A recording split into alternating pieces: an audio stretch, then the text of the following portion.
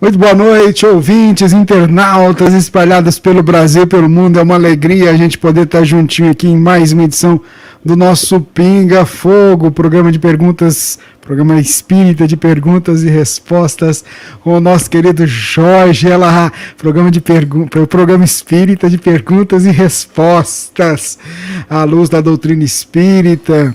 E a gente tem falado de muitos temas. A gente vai para a edição número 81 e eu já trago ele que está ali.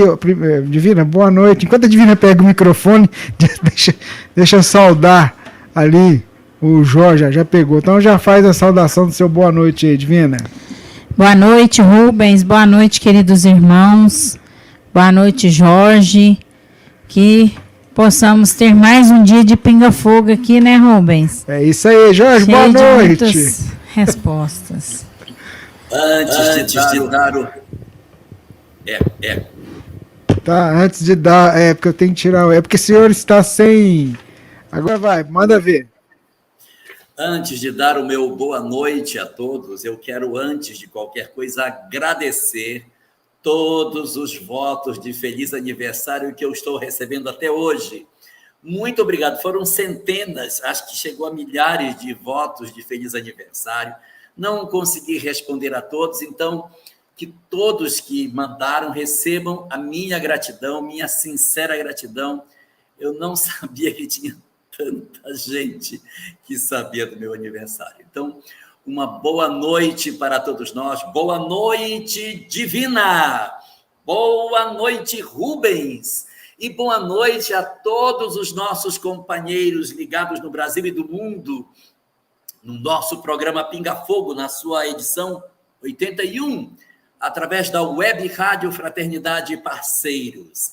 A Web Rádio Fraternidade, a emissora do bem na internet, contribuindo para um mundo melhor. Muito bem, senhor Jorge Elahá. A gente vai para a edição número 81 e eu queria agradecer os nossos parceiros.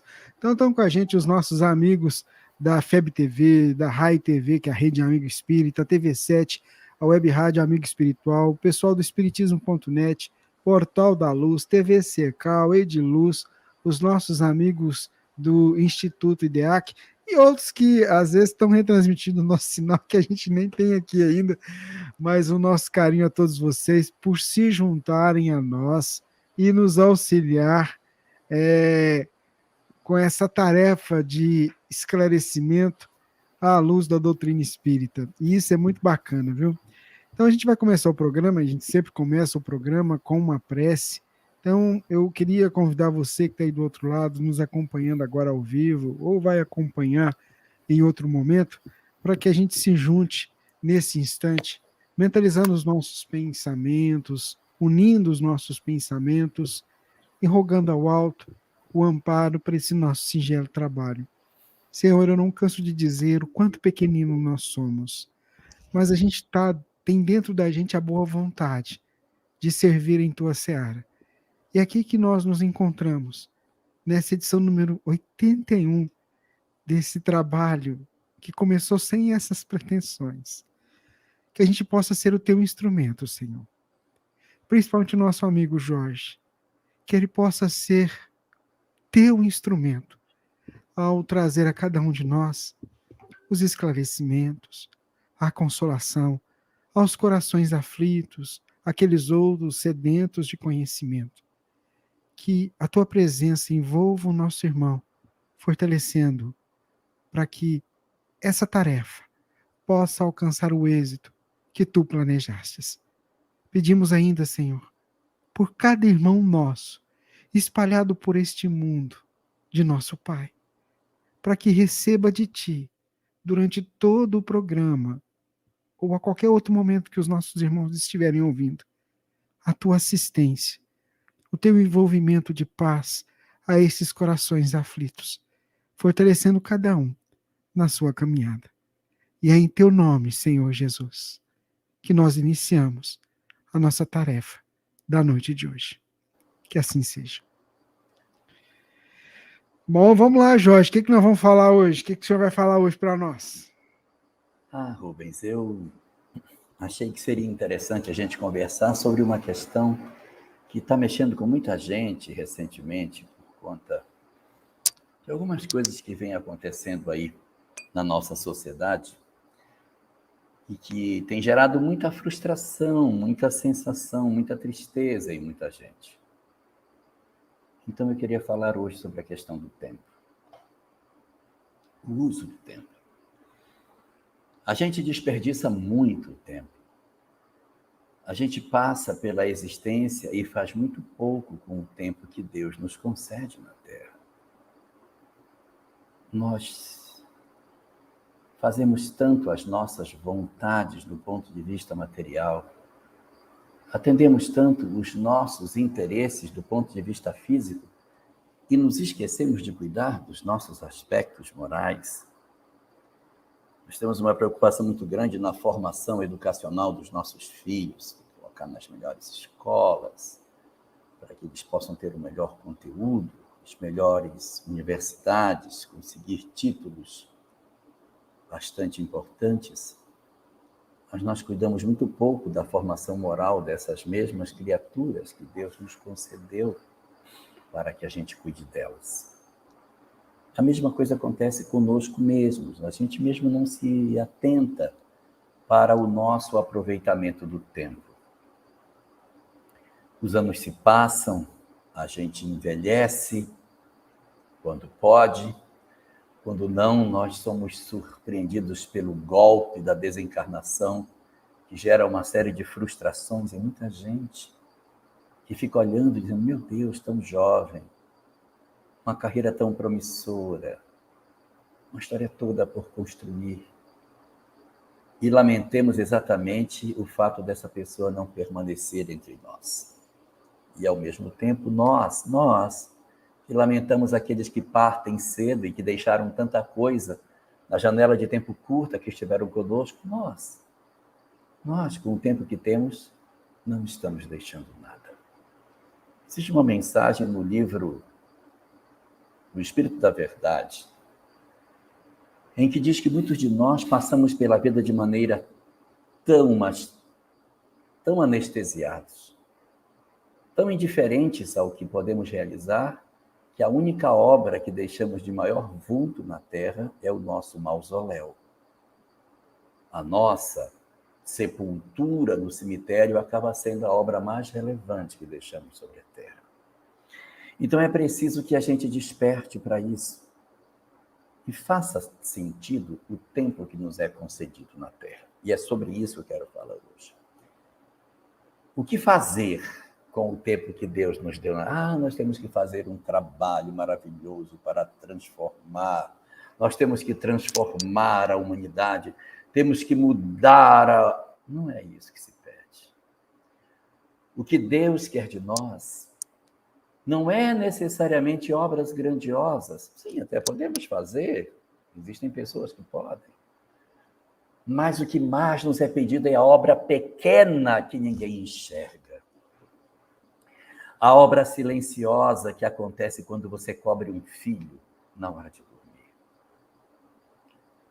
A hora em que você ajuda seu pai, envelhecido, a descer uma escada. A hora em que você perdoa alguém dentro do lar que lhe feriu. A hora que nós temos a possibilidade de demonstrar sem que ninguém veja os nossos dons de oferecermos amor anônimo, silencioso, oculto dentro de casa. Nem precisa que o nosso familiar saiba quem foi, para você dizer, olha, sabe quem foi que fez isso? Fui eu que fiz, tá? Mas fazer. Porque o importante não é ser reconhecido pelos homens, o importante é vencer a nossa indiferença, vencer o desamor, vencer a nossa preguiça, vencer o nosso sentimento de vingança, em nos lançarmos de maneira resoluta no aproveitamento do tempo, não para sermos vistos pelos homens, não. Quando o Espiritismo fala que a gente tem que aproveitar o tempo, não é a gente sair correndo a cavalo pela rua, gritando que existe a imortalidade da alma, gritando que tem vida após a morte, sacudindo as pessoas. Não. é para amar as pessoas. Aproveitar o tempo é entregar-se para as oportunidades que a vida nos dá. E não são poucas. Oportunidades para que você faça coisas pequeninas que sejam, mas que são grandes em termos espirituais. Por isso, nesses nossos dias, que muitas pessoas têm se questionado sobre, de repente, partidas muito bruscas de determinadas pessoas, que a gente pense em nós também, e indaguemos. E nós, que já temos tanto mais idade, que legado estamos deixando para a humanidade? Não no sentido necessariamente social, mas no sentido familiar. O que foi que eu cresci nas minhas relações intramuros da minha casa com aqueles que Deus me deu para conviver?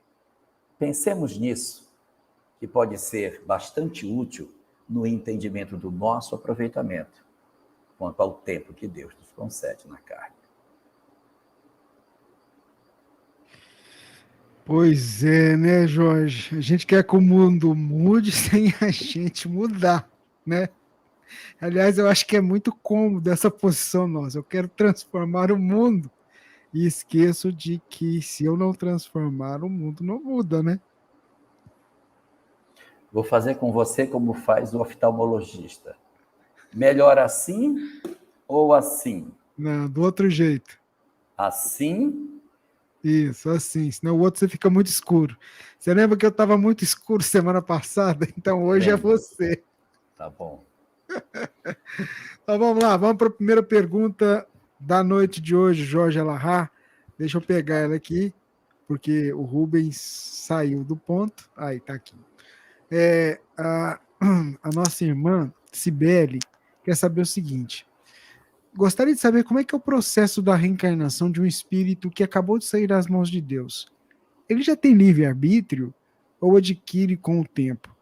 O primeiro planeta que esse espírito vai reencarnar seria um planeta primitivo? Vamos lá. Os espíritos, quando iniciam sua vida, não acabaram de sair das mãos de Deus. O que sai das mãos de Deus ainda nem espírito é. Por quê? Porque existe uma conceituação dentro da literatura espírita sobre o que seja espírito. Tudo para nós é princípio espiritual. Tudo é princípio espiritual. Animais, plantas, homens, anjos, moléculas inorgânicas, isso tudo são princípios espirituais.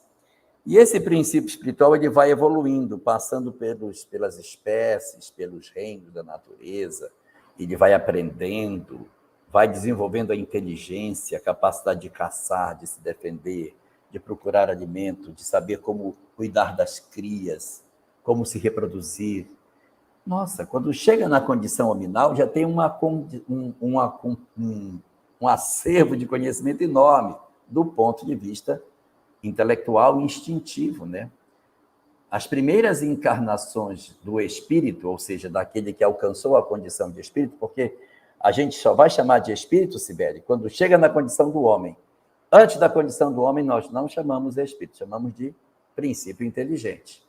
Então, quando você diz o espírito que acabou de sair das mãos de Deus, não é exatamente ainda um espírito.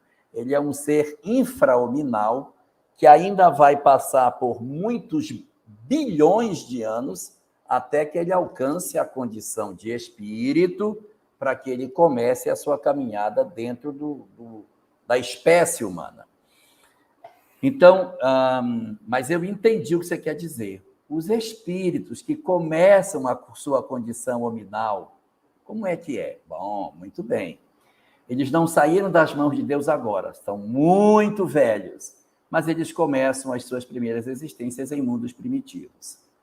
Numa comparação rasa e grosseira, o que é um mundo primitivo? É um mundo que se dá à pré-história. Todas as formas pré-históricas e humanas que a gente tem antes da condição do homem, do Homo sapiens sapiens, aquela no qual o indivíduo... O que é o Homo sapiens sapiens? É o homem que sabe que sabe. Por isso que ele é sapiens. Tem o homo sapiens, é o homem que sabe. E tem o homo sapiens sapiens, que é o homem que sabe que sabe. Então, quando chegamos na condição de homo sapiens sapiens, nós já temos o início do nosso livre-arbítrio, que é muito pequenininho, porque a gente não sabe nem fazer o bem e nem sabe fazer o mal. Nós somos ainda muito ingênuos. Apesar da caminhada evolutiva, em termos de livre-arbítrio, é bem pequenino ainda. À medida que eu for evoluindo, o nosso livre-arbítrio vai crescendo. O livre-arbítrio cresce com a experiência. Espíritos iniciantes, livre-arbítrio pequeno. Espíritos que já viveram muito, livre-arbítrio maior. Agora, o fato de eu ter vivido muito e ter mais livre-arbítrio não significa que eu posso usar. Existem espíritos que já viveram muito, são muito inteligentes, poderiam fazer muita coisa, mas como não sabem usar o livre-arbítrio, que usam para o mal, eles, embora tenham, o livre-arbítrio está podado. Vou dar um exemplo prático. Eu tenho um filho de 15 anos que quer dirigir meu carro. Não pode. Você não pode. Você não tem livre-arbítrio para isso. Porque não pode dirigir, não tem carteira, não pode. Então, não tem livre-arbítrio. Mas eu posso ter um filho com 21 anos e papai, mas eu posso. Eu tenho carteira e tenho idade. Eu posso. E disse, pode. Você tem livre-arbítrio, tem carteira, tem documento, tem tudo. Mas moralmente você não pode. Você faz bobagem com o meu carro, você não vai dirigir. Então, um não pode, o outro pode, mas não vai. É a mesma coisa. Tem o que tem o livre-arbítrio pequenininho e que não tem condição de ainda fazer as coisas, e o outro poderia, mas em função da moral que tem, lhe é negado temporariamente a condição de fazer. Quando ele tornar-se um rapaz mais consciente, o pai vai dizer, ok, eu vou confiar em você, toma, está aqui meu carro, pode dirigir. É mais ou menos por aí. Muito bem, seu Jorge Alahá. Divina já traz a próxima pergunta, Divina. O que fazer quando os dirigentes de um centro espírita se desentendem pelo suposto poder dentro da casa? Um afasta o que mais contribuía para a casa. Vejo que o número de trabalhadores estão diminuindo e já tivemos um histórico em nossa cidade de um centro que fechou por tais questões. Estou bastante preocupada. Grato. Na minha experiência de mais de 40 anos de doutrina espírita, eu não conheço nenhuma casa que tenha tido discussão, briga e racha que tenha continuado a sua tarefa de maneira como estava antes. O nosso trabalho é um trabalho espiritual. Se houver uma fratura nas relações no mundo carnal, consequentemente haverá uma interferência no mundo espiritual. Tudo aquilo que ligares na terra será ligado no céu. Quando nós nos unimos aqui, a espiritualidade também consegue fazer o trabalho se unindo do lado de lá. E tudo aquilo que desligares na terra será desligado no céu. Quando o grupo se desentende e racha, e alguns companheiros se afastam, o esperado é que o trabalho sofra em função disso e caia a qualidade da tarefa. E aí você pergunta o que fazer. A primeira coisa a fazer é não tomar partido, no sentido de dizer, seu fulano está certo, seu Beltrano está errado, e criarmos uma espécie de divisão organizada dentro da instituição. Ao invés de abraçarmos a ideia de achar quem está certo e quem está errado, procuremos fazer o trabalho que nos compete, dizer, não tenho tempo para esse tipo de discussão. Nós temos um trabalho enorme para fazer. E não fazer prosperar as fofocas, as discussões, os julgamentos. Nós não somos estabelecidos como julgadores do nosso próximo. Então, quando houver um racha na casa, a gente não traz esse prurido para dentro das nossas reuniões, não fica esticando conversa no WhatsApp ou na reunião mediúnica, está sabendo o que o seu fulano disse? Não quero saber. Isso não me interessa, porque senão você cai nessa mesma zona de interferência de pensamento. Não ajuda ninguém. Então, a gente, dentro da casa, mantém, não é ser alienado, mas é evitar o trabalho de ficar esticando essas conversas que vão dividir a casa e vai fragilizar os trabalhos. Isso é o primeiro ponto. E o segundo é ir atrás das pessoas individualmente. Quem deve ir atrás? Deve ir atrás quem tem mais acesso àquele que se afastou.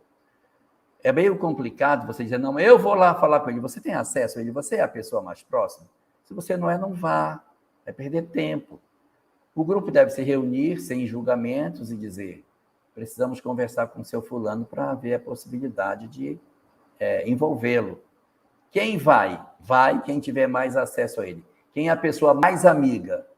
Esse vai ser destacado pelo grupo para ir conversar com ele.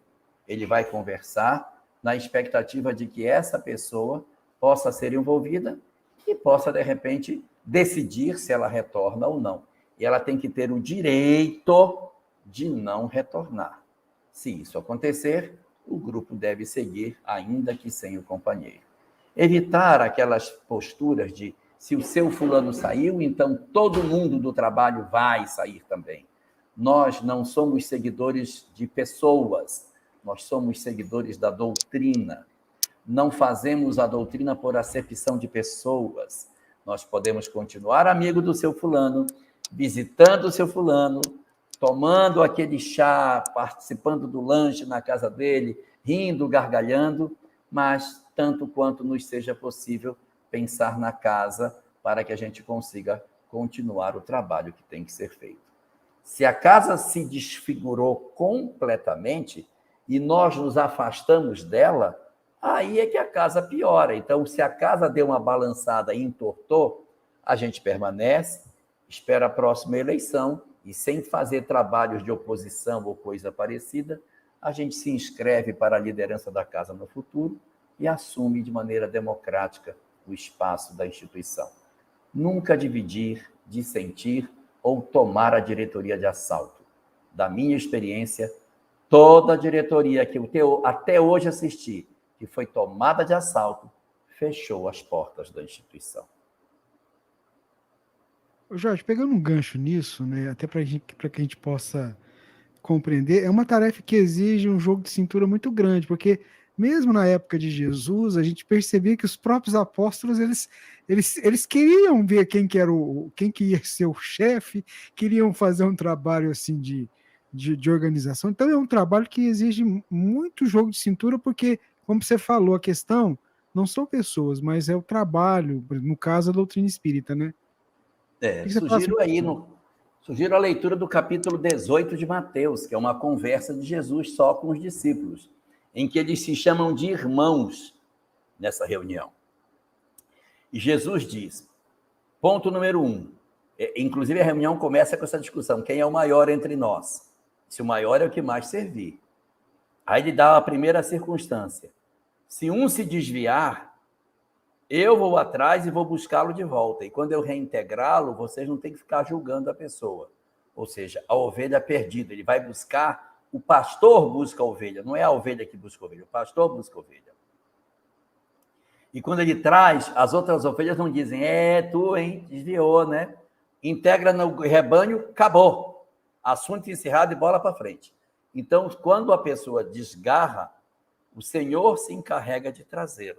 O Senhor pode, na verdade, sim, utilizar-se de nós como instrumento, mas tem que ir no espírito do Senhor para ir buscá-lo e não no espírito do julgador.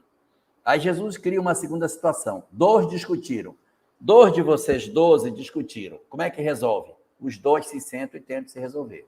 Se eles se resolverem, assunto encerrado, bola para frente. Não se entenderam. Chama mais 1 ou 2 e senta esses 3 ou 4 e tenta resolver. Se mesmo assim não resolver, aí chama os 12 e senta com os 12 para conversar com todo mundo. Aí o que o grupo deliberar está deliberado. Se o grupo decidir que o cara não pede perdão e quer seguir, repara que agora é a plenária que está reunida. Se a plenária decidiu que a pessoa não está alinhada, então ele vai ser desligado da instituição. É o que Jesus diz. Você vai desligá-lo, e tudo que desligares no céu, da terra, será desligado no céu. Está lá nesse capítulo 18 de Mateus. Uma leitura desse texto deve ajudar nesse sentido. Muito bem, vamos seguindo aqui, porque a próxima pergunta também é boa, vai nessa linha de julgamento. Participei semana passada de um júri popular. O réu foi acusado em um homicídio simples, por motivo fútil. E, infelizmente, me vi numa situação difícil de julgamento, uma vez que o mesmo não tinha antecedentes criminais e tinha filhos e família. Mesmo assim, o júri o condenou. Minha pergunta é: como devemos fazer nessa situação de julgamento? Fazer conforme a lei da terra ou a misericórdia de Deus? Quando nós somos convocados pelo poder público para exercer o papel dentro daquilo que a nossa sociedade estabeleceu como regra, nós temos que viver o papel daquilo que a sociedade nos pede. É como se nós fôssemos, por exemplo, um agente público e estamos tomando conta de uma obra. E aí, na hora da obra, a pessoa que está fazendo a obra diz: olha, eu me atrapalhei com os custos da obra, eu não vou conseguir terminar, eu tenho que ter mais umas 3 medições para eu poder fazer, eu não vou fazer. E aí você diz: não faz mal. Eu vou adiantar para você as medições para você terminar a obra. Isso está errado, porque a gente faz caridade com o nosso recurso e não com o recurso público. Da mesma forma, se você está na condição institucional, você tem que exercer o papel na visão institucional que você foi chamado a exercer. Mas se você exerce esse papel na condição de pessoa física e não togado pelo Estado, aí você pode exercer o seu papel na visão que você tem. E mesmo nas alternativas de viver a condição do Estado, você pode ter o olhar misericordioso na hora do julgamento. Você pode se utilizar das balizas morais que você conhece para tentar julgar. Mas ali é preciso estabelecer a percepção de que nós estamos diante da condição de sermos um agente da lei. Quando você está fora desse aspecto legal, diante de um cenário em que não existe essas circunstâncias, você até pode ter uma outra atitude. Então, no júri, o que fazemos? Nós temos que cumprir o nosso papel legal. Agora, dentro do papel legal, as nossas análises do ponto de vista de misericórdia, elas podem ser até tomadas. Mas o jurado ele vai ter só uma decisão final, culpado ou inocente. Ele não trabalha na dosimetria da pena, que está na mão do juiz. Então, às vezes, você diz ele é culpado e o juiz, então, é que vai dosar, se vai ser 12, 15, 18, 25 anos, a depender das qualificadoras que ele encontrou no caso. Então, nas nossas circunstâncias, resumidamente, na minha vida privada, eu exerço todas as possibilidades do amor que eu posso ter.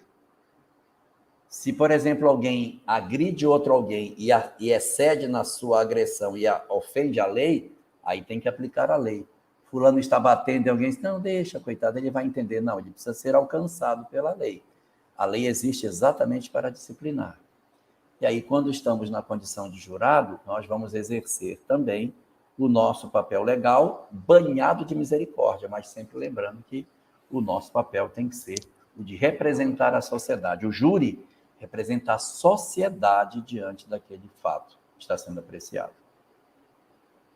Muito bem, esse é o nosso Pinga Fogo, edição número 81, 15 de novembro de 2021. Nós estamos indo para a próxima pergunta. A Divina já separou ali. Vamos lá, Divina. Porque num planeta de 8 bilhões de habitantes, essas manifestações de psicografias com informações relevantes, reveladoras do mundo espiritual, com espíritos feitos Joana de Ângeles, Humberto Campos, Emmanuel e etc., ocorrem somente no Brasil? Na verdade, elas não ocorrem só no Brasil, porque como a gente é espírita, a gente está muito viciado no nosso movimento espírita e nos nossos médiuns nacionais. Mas existem muitos médiuns internacionais por aí. Muitos deles, evidentemente, por não terem a expressão que o espiritismo possui, estão em outros credos religiosos. Se nós dermos uma olhada na igreja protestante, dos Estados Unidos e da Europa, nós encontraremos grandes, entre aspas, profetas, como são chamados, que nada mais são do que médiuns que, em virtude da forma como eles tratam os seus dons do espírito, eles possuem maneiras muito particulares de lidar com a questão espiritual. Mas existem muitas revelações que são oferecidas nas igrejas, no Brasil mesmo, fora do ambiente espírita. Muitas pessoas possuem determinados sinais da espiritualidade nas reuniões que participam dentro dos seus credos. Então, essa singularidade não é apenas do movimento espírita, nós encontramos também em outros lugares coisas assemelhadas. Agora, como o espiritismo tem essa visão sobre a continuidade da vida e do existir, fica mais fácil para que determinadas informações cheguem até nós. Então, a gente consegue ter informações mais próximas daquilo que se poderia esperar pela construção ideológica que o espiritismo faz. Mas, por exemplo, conheço várias pessoas que participam da Igreja Católica e que dizem terem sonhado com seus parentes que disseram isso, disseram aquilo. E essas informações trazidas durante o sonho ou durante determinadas visões que eles possam ter, elas são muito assemelhadas aos princípios que a doutrina espírita esposa. Em síntese, como dizia o profeta Joel, no final dos tempos derramarei o meu espírito sobre toda a carne. E assim acontece. A mediunidade está espalhada, mas as nossas crenças pessoais, elas tisnam com algumas cores as expressões mediúnicas que acabam apresentando características que são muito mais próximas das verdades religiosas que esses médiuns possuem. Vamos seguindo aqui com o programa. Jorge, o câncer pode ser compreendido como depuração de impurezas do espírito, baseado na lei de causa e efeito e nos atos praticados em vidas pretéritas? Nós não podemos reduzir o câncer apenas a processos expiatórios, porque todas as experiências, à exceção da doença mental, podem ser prova, expiação ou missão. Então, nós podemos ter um câncer provacional? Pode. Existem pessoas que têm câncer provacional. São situações que ocorrem bem mais próximas das condições de espíritos mais iniciantes, mas os cânceres podem se dar em nós em virtude de experiências, sem que necessariamente tenha a ver com expurgo perispiritual ou coisa parecida. E os processos expiatórios acabam sendo de bastante frequência, principalmente em função de nós já possuirmos uma série de culpas e delitos do passado, que são elementos que acabam provocando de maneira bastante efetiva esse tipo de ocorrência em nós. Mas se você pensar que animais também têm câncer, você vai perceber que nem todos são evidentemente expiatórios. Os animais não têm karma. Eles estão vivendo a dor provacional. Mas é um câncer. Mas o animal ele não tem o sofrimento do sofrimento. Ele tem apenas o sofrimento. E aquela doença, aquela experiência que ele tem, ela é passageira, porque a desencarnação vai acontecer e ele vai continuar existindo e ele vai aprimorar o seu conhecimento a partir de cada uma dessas experiências. Nós que vemos apenas a vida material, achamos uma coisa horrível, um animal está passando por um processo de câncer. Mas é importante lembrar que ele não terá só essa existência. Assim como o indivíduo que tem uma alma recém-saída da infância espiritual e que pode ter um câncer. Pode. Ele pode ter um câncer. Mas é um espírito recém-saído, é karma provacional. Então eu posso ter os provacionais, posso ter os expiatórios. E isso são instrumentos que nos ajudam a aprender sobre como lidar com as coisas. Nós temos uma obra chamada Em Louvor da Vida, de Lourival Cefali, em que ele era palestrante espírita, médico, oncologista, e fazia palestras sistematicamente sobre a questão do câncer e a vida humana. Ele desencarna de câncer. Ler essa obra é muito interessante para ver detalhes sobre como que se comporta um médico, palestrante espírita sobre a questão do câncer. que desencarna dessa mesma doença e as reflexões que ele faz sobre essa questão. Muito bem, o nosso Pinga Fogo, a Divina já vai trazer a próxima pergunta. Vamos lá, Divina. 17. A próxima pergunta é da Marineuza Lima.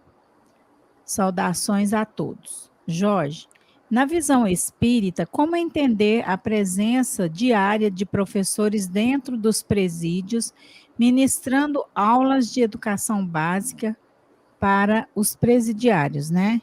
Grata pela resposta. Ué, isso é uma coisa muito boa. Afinal de contas, nós temos que oferecer às pessoas a possibilidade da sua reconstrução do ponto de vista emocional. Não seria um processo de segregação social se nós abandonássemos aqueles que, de certa maneira, tiveram experiências infelizes com relação à lei e que hoje estão dentro dos presídios? Estatisticamente, o percentual de pessoas que estão hoje nos presídios e que não possuem o grau, o ensino fundamental completo é muito grande.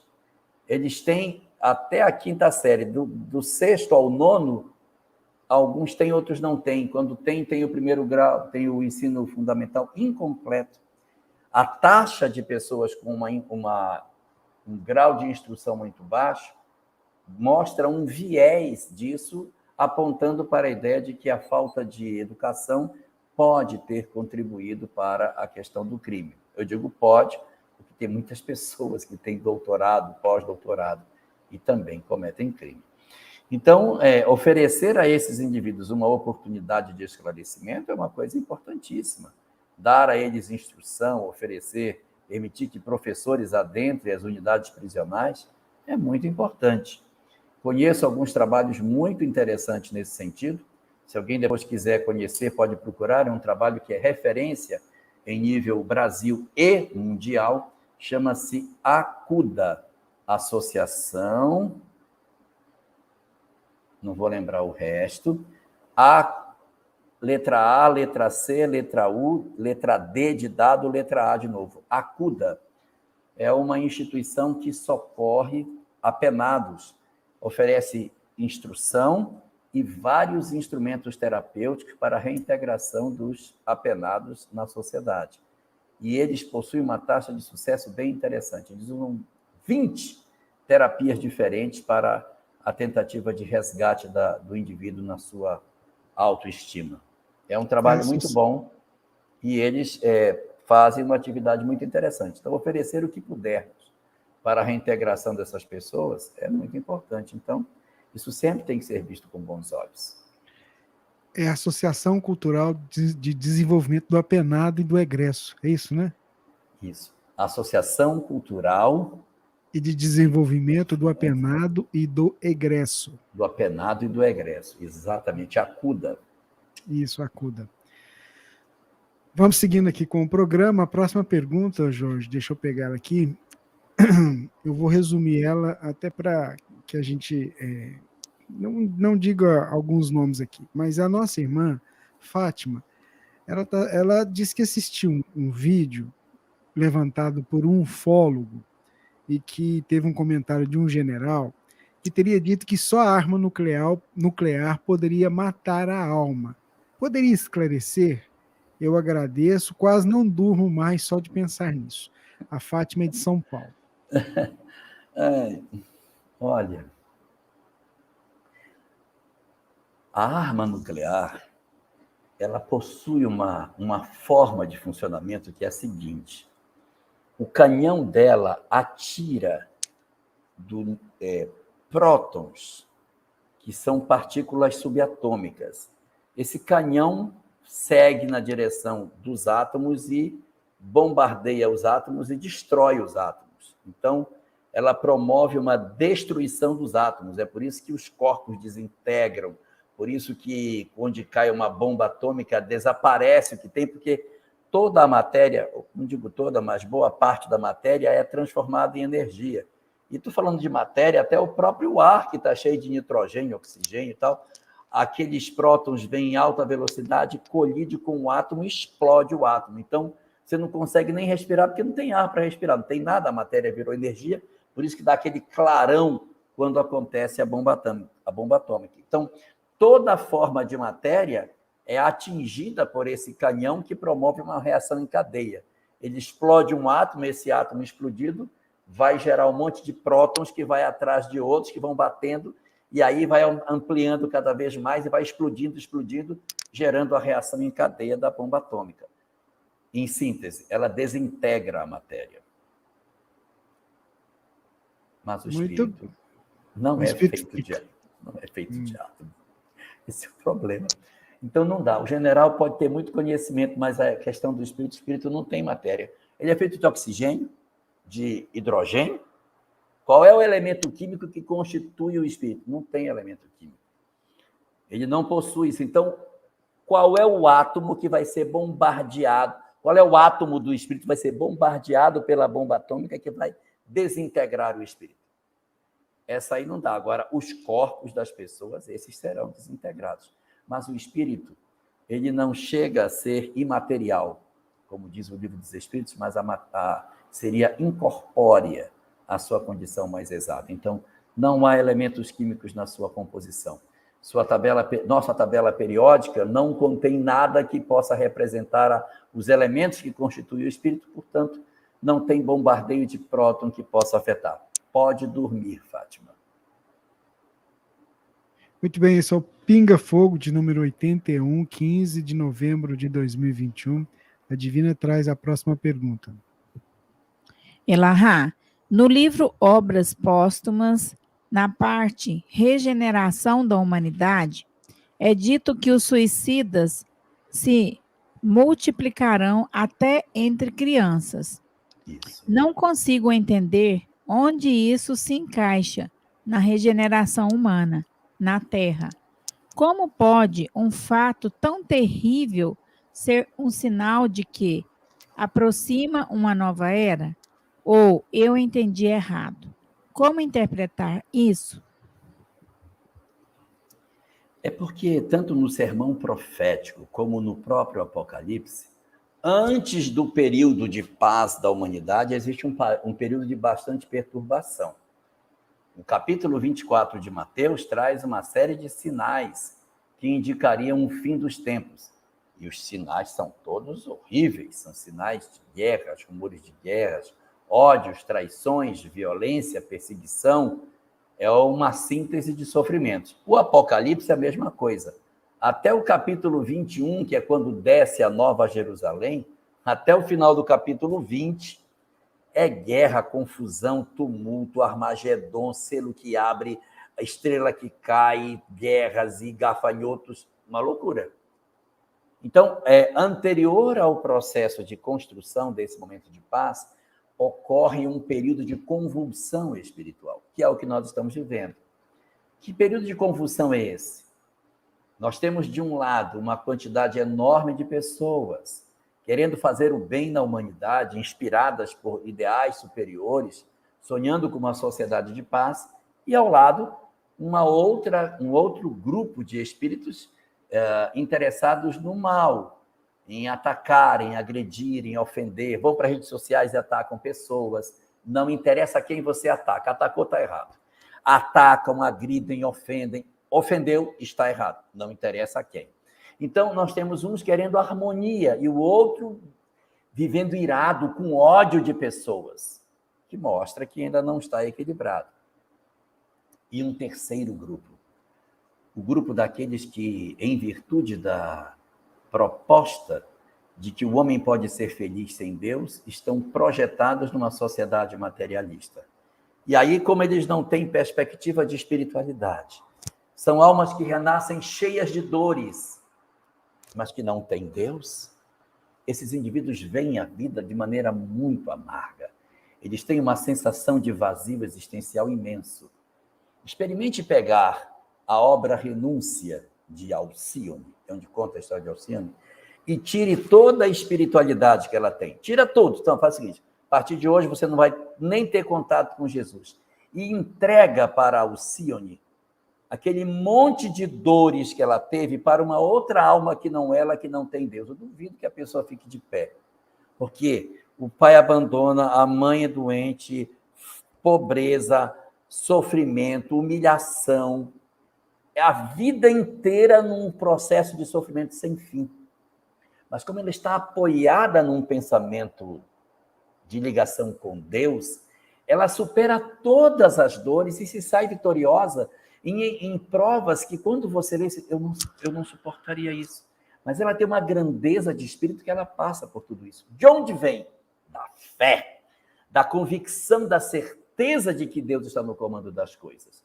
Quando você pega um espírito perturbado, faz esse espírito renascer na terra, e nós roubamos dessa pessoa, como acontece na atualidade, a informação de que Deus é importante para as nossas vidas, o que vai acontecer com essa juventude?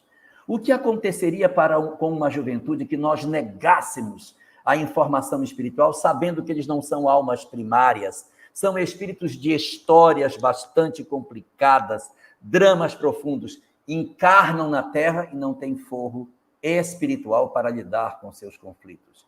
Então, o que se diz é o seguinte: como é que a gente lê essa mensagem? Antes do período de construção de uma sociedade melhor, os homens tentarão impor sobre a humanidade a sociedade sem Deus.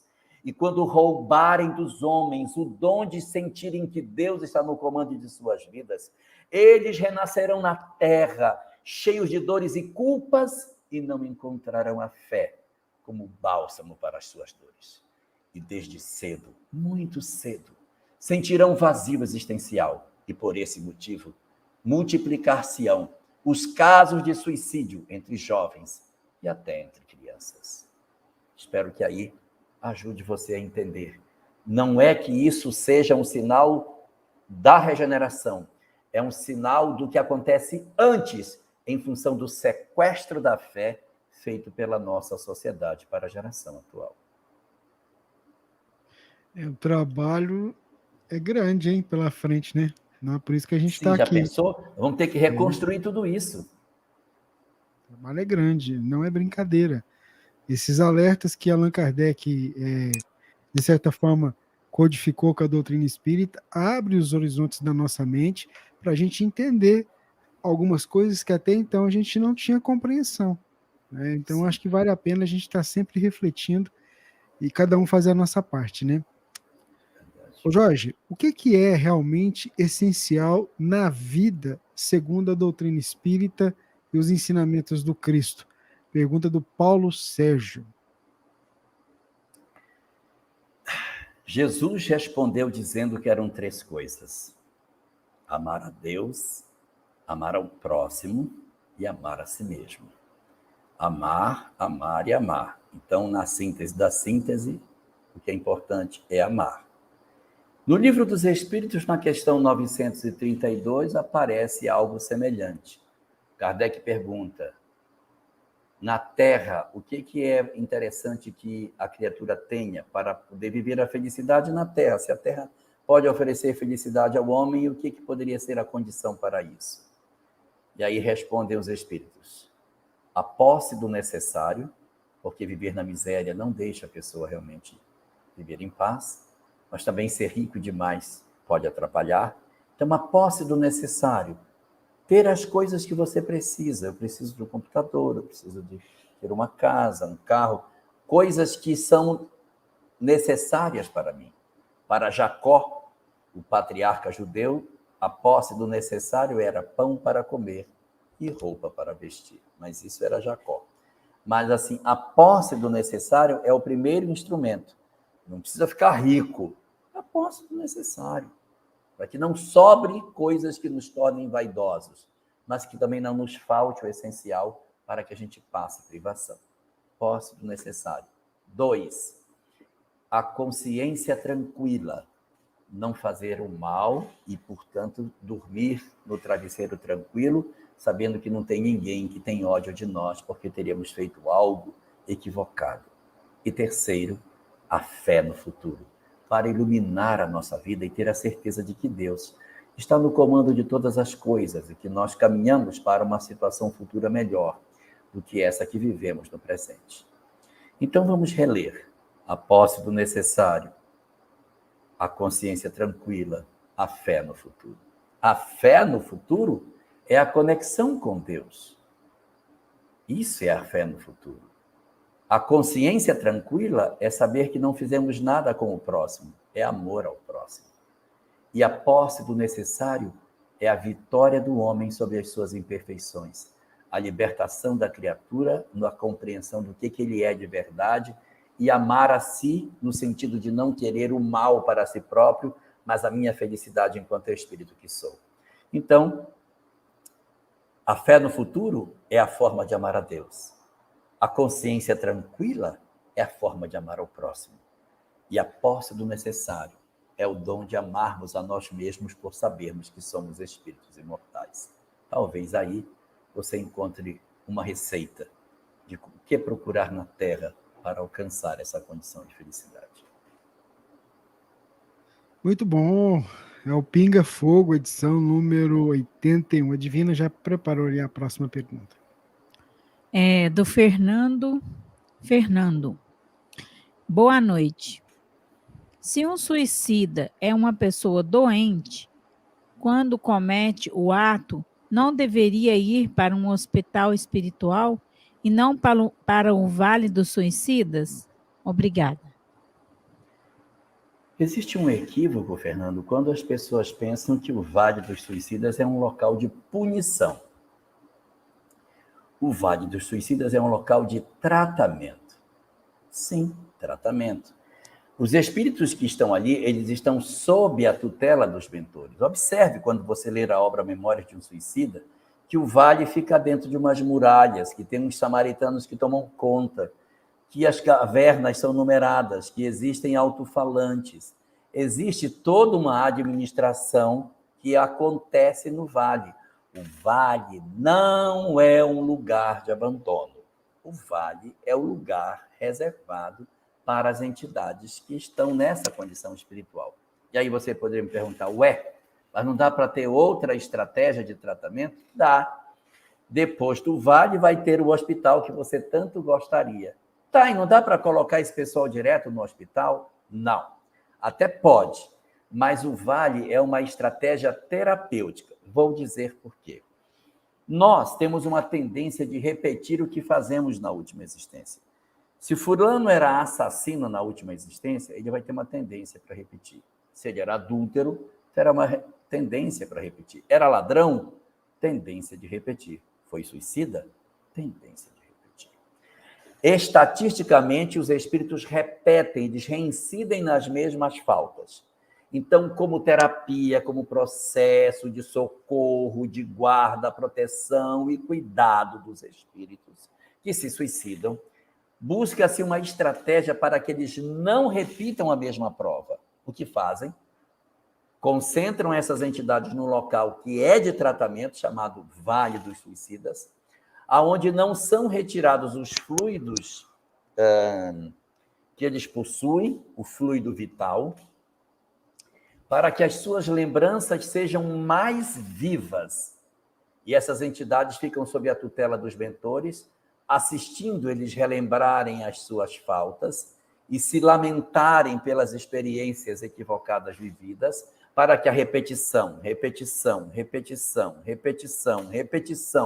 das cenas, do que fizeram, grave tão profundamente na criatura que ela diz, eu tenho medo do mar, eu tenho medo de altura, eu tenho medo de arma branca, eu não suporto briga, eu tenho pavor de sangue. Não que necessariamente essas experiências determinem isso, mas são os traumas sequelares das experiências passadas. Então, por exemplo, deixar uma entidade no Vale dos Suicidas não é castigo. É o início do processo terapêutico. Quando as energias do espírito melhorarem e ele se sentir mais cônscio da sua condição espiritual, o vale já não serve mais para ele. Está na hora de resgatá-lo. Já está impregnado no indivíduo a percepção de que o ato cometido lhe trouxe profundo amargor. Agora pode-se começar a segunda fase do treinamento, do tratamento, que é levá-lo para o hospital. Mas quero lhe dizer, Fernando, que apesar de todo esse esforço, os suicidas ainda repetem as suas faltas. Então, essa estratégia ajuda em muitos casos, mas não é um antídoto perfeito para a reincidência do caso. Mas você tem razão. O hospital tem que ser oferecido e é. Depois de saída do vale, em função do grau de perturbação que eles se encontram, eles saem do vale para 2 lugares. Uns para o hospital e os casos mais graves para uma instituição de tratamento mental, porque eles não estão ainda em condições de equilíbrio emocional. Então, alguns saem para serem tratados no hospital e outros em instituições de saúde mental. É interessante porque vale mesmo a leitura do livro, Memórias de um Suicida, mas se você ainda não tem dificuldade de ler, então eu recomendo ouvir a radionovela Memórias de um Suicida, porque é muito bacana, então dá Muito uma... bem feita. Ela é muito bem feita realmente, então dá uma ideia de tudo isso que o Jorge falou e da preocupação da espiritualidade no socorro aos irmãos. É muito bacana porque tem todo um cuidado, todo um cuidado. A Letícia Torres, Jorge, está acompanhando a gente e ela pergunta o seguinte: como saber se estou seguindo o meu destino programado, mais especificamente profissionalmente? Tenho 20 anos e estou muito perdida no que estudar para trabalhar. Estou muito infeliz no momento. Olha, Letícia, todos nós com 20 anos temos grandes indagações sobre as nossas vidas. Nós todos, não vou dizer que todos, mas a quase totalidade de nós tem muitas indecisões nesse período. E isso aqui é triste, porque a gente tem que decidir fazer o vestibular, o Enem, e a gente nem sabe direito o que a gente quer, que a gente tem 17, 16 anos, e tem que decidir aquilo que você vai ver pelos próximos 40 anos. É bem complicado isso, mas a nossa sociedade ela é assim. Então, esse conflito, essa indecisão sobre a sua vida profissional, ela é comum. Eu fiz faculdade, serve de exemplo, fiz faculdade muito cedo e me formei em engenharia elétrica, parte de telecomunicações. Trabalhei 20 anos com telecomunicações. E depois, naturalmente, o vento foi soprando e foi me levando para outra direção. E eu fui acabar parando em algumas coisas que eu gosto muito de fazer. A tendência é que o nosso mercado profissional comece a ter uma espécie de imã que nos atrai para determinadas experiências. Agora, 20 anos é um período ainda realmente de muitas indecisões, de muitos conflitos, sendo bastante esperado. O que eu lhe sugeriria fazer é que você mantivesse um propósito de não parar de estudar e de continuar firme, procurando ampliar o seu leque de conhecimentos, para que você, de repente, sinta, essa matéria me interessou muito, eu gostei disso, me senti atraído por essas coisas. Porque se você disser, nossa, eu não sei o que eu faço, eu não procuro novos saberes, você vai ficar sentada com os saberes que você tem, perguntando para onde deve ir. Mas se você disser, eu não sei para onde quero ir, então alargue o seu saber. Estude novas coisas, entre em contato com outras pessoas, viva experiências de novos conhecimentos, para que você, de repente, entre em contato com a área de conhecimento que lhe agrada. E aí você vai descobrir o que você quer. Mas, mesmo que você escolha o caminho equivocado, e amanhã se lamente, não se preocupe muito com isso, porque o mercado de trabalho hoje, ele está de uma certa forma em que as pessoas não perguntam mais qual é a sua formação profissional, eles perguntam o que é que você sabe fazer, o que você faz de melhor, porque é mais interessante saber o que você faz de melhor do que qual é a profissão que você, qual é o diploma que você possui, o que você faz de melhor. O que eu faço de melhor é tal coisa. O mercado está atrás disso.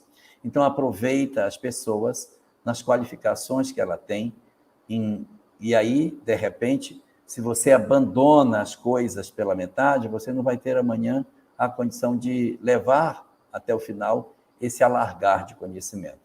Minha sugestão: continue estudando, alargue seu conhecimento e não se preocupe, porque o vento vai soprar na vela do barco. Ele sopra e leva a gente para determinadas experiências que a gente não pensava. Posso lhe dizer que boa parte das pessoas que hoje já estão em meia idade já experimentaram a mudança de determinados espaços de trabalho. Às vezes na mesma profissão, mas em funções mais gerenciais, mais operacionais, mais administrativas, mais técnicas, mais de controle.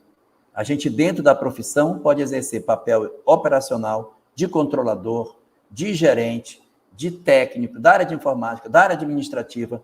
Dentro da própria profissão que a gente tem, existem muitos nuances que a gente pode exercer. Então, continue caminhando para que você consiga alcançar o seu objetivo.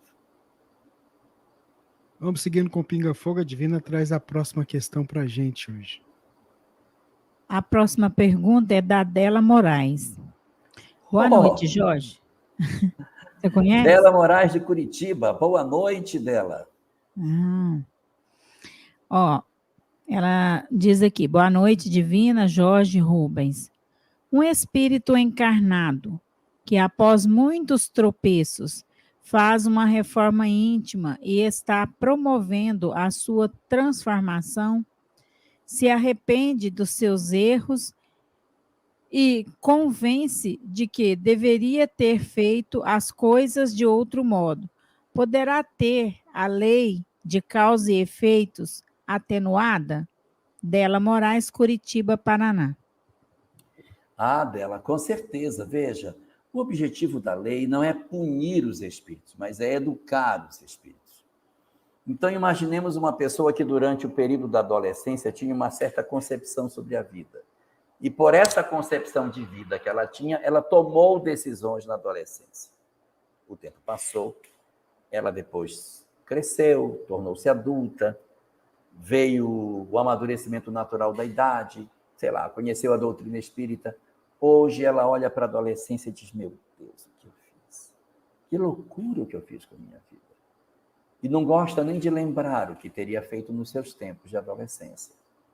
Esse indivíduo, essa pessoa, ela não é mais a adolescente de lá de trás. Ela caminhou, ela não pensa mais igual como ela era. Então, a lei de causa e efeito, ela não quer exatamente encontrar a pessoa para punir pelo feito, mas pelo que eu sou.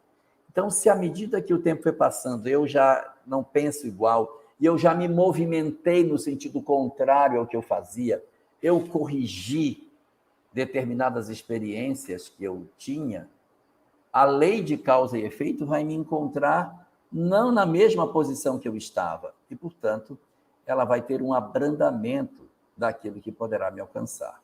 Agora, aquele que foi adolescente, teve uma determinada visão de mundo, e em cima dessa visão tropeçou de maneira forte com relação a certas questões, alcançou a idade adulta e diz: eu não me arrependo de nada que eu fiz, faria tudo de novo e ainda aconselho as pessoas a fazerem o que eu fiz. Ela está onde? Ela está na mesma posição da adolescência. O que esse espírito caminhou? Muito pouco. Então, a lei de causa e efeito alcança essa pessoa com mais intensidade para chacoalhar o espírito endurecido que ela é. Respondendo, portanto, sua pergunta, ao nos movimentarmos diante daquilo que fizemos, a lei de causa e efeito também se movimenta, abrandando as nossas penas. Muito bem, Jorge, ouvintes, internautas, vamos seguindo aqui, porque tem mais uma pergunta muito bacana da Simone, lá de Serrinha, lá na Bahia. Olha, Serrinha, terra do Peixinho. Muito bom. André Luiz Peixinho. Nosso querido Peixinho. Jorge, por que quando a mulher tocou as vestes de Jesus, ele disse: saíram virtudes, e não somente a cura? Um abraço para todo mundo. Um abraço para você também, viu, Simone? É porque esse era o termo utilizado para representar os bons fluidos. As virtudes significam os bons fluidos. Se você pegar o livro O Céu e o Inferno, vai aparecer uma classificação que não é espírita, de 9 tipos de anjos, 9 tipos. Então, é o anjo da guarda, depois vem o arcanjo, depois vem o principado. O anjo da guarda cuida de nós, arcanjo traz as mensagens de Deus e principado é o que toma conta dos países. Por exemplo, Ismael não é um anjo, não é anjo Ismael, é principado Ismael. Nessa conceituação, que não é espírito. Aí, na segunda ordem, você tem mais 3. Você tem os potestades, que tomam conta dos fenômenos físicos, chuva, terremotos, são os potestades. Você tem, na camada do meio, um tipo ou outro de espírito, de anjo, e no topo tem os dominações, que é quem ordena, é quem toma conta dos outros, os dominações. E entre os potestades e os dominações tem um tipo de anjo chamado virtudes, que são os anjos que fazem milagres. De onde a igreja tirou essa ideia de que tem um anjo chamado virtude que faz milagre? Dessa passagem da mulher hemorroíça, porque Jesus diz, senti que de mim saiu virtude. Então, os anjos que se chamam virtudes é que operam os milagres. E aí, essa frase, virtudes, ela quer representar os bons fluidos, porque não necessariamente seria a cura, como você gostaria que fosse, porque o provimento do Cristo é do fluido, a cura está no indivíduo. Tanto que ele diz depois, a tua fé te curou. Porque a gente pode dar o passe em alguém, mas não necessariamente curar. Você vê que em Nazaré, o evangelista Lucas narra que Jesus ali não curou a muitos, porque não creram nele. Então, ele não levou fluidos? Ele levou. Mas os encarnados, os doentes, como não acreditaram, não absorveram as virtudes que dele saiu. Então, saem os bons fluidos e o espírito absorve ou não, promovendo em si a cura, que pode ou não acontecer a partir do aproveitamento do espírito. Muito bem, esse é o nosso Pinga Fogo, edição número 81. Vamos seguindo aqui em 15 Eu não falei dos 3 de cima, né? Só falei do anjo, arcanjo, principado, potestades, virtudes e dominações. Aí tem os 3 lá em cima, que são tronos, que são os que ficam só... Esse eu não queria ser. Tronos ficam só cantando hosanas a Deus. Esses aí não dá legal. Aí tem os querubins, que são os anjos da sabedoria, e no topo do topo do topo, os serafins, que são os anjos da caridade. Até lá, o ápice está acima do oeste, que o da sabedoria é o querubim e o serafim é o anjo da caridade. Muito bem, a Divina traz a próxima pergunta para a gente. É da Fabiana Santos. Boa noite. Sei que retornamos com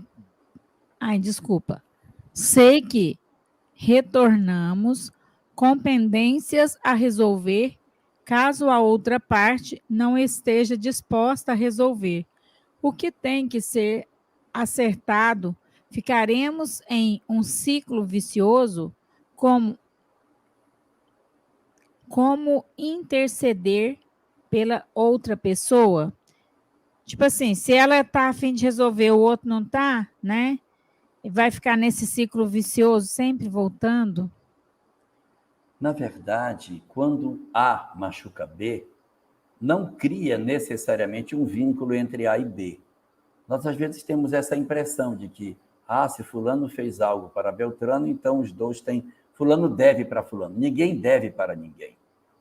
Nós devemos para a lei e para nós mesmos. Os nossos males e as nossas culpas nós carregamos dentro de nós. Então, se uma pessoa nos feriu, nos machucou, não necessariamente criou-se um vínculo entre nós. Vai criar esse vínculo a partir do que eu fizer com o que ele me fez. Se eu tiver ódio ou mágoa, eu crio um vínculo com esse indivíduo. Aí há uma maior probabilidade de que os dois se encontrem. Mas se a vítima que sofreu a agressão promover um processo de perdão daquele que lhe feriu, ela se desvincula do outro, porque o mal não está na relação, está em mim. Então, quando eu me desvinculo do outro, eu ganho a concessão de viver outra história. E ele? Ele vai se resolver sei lá com quem.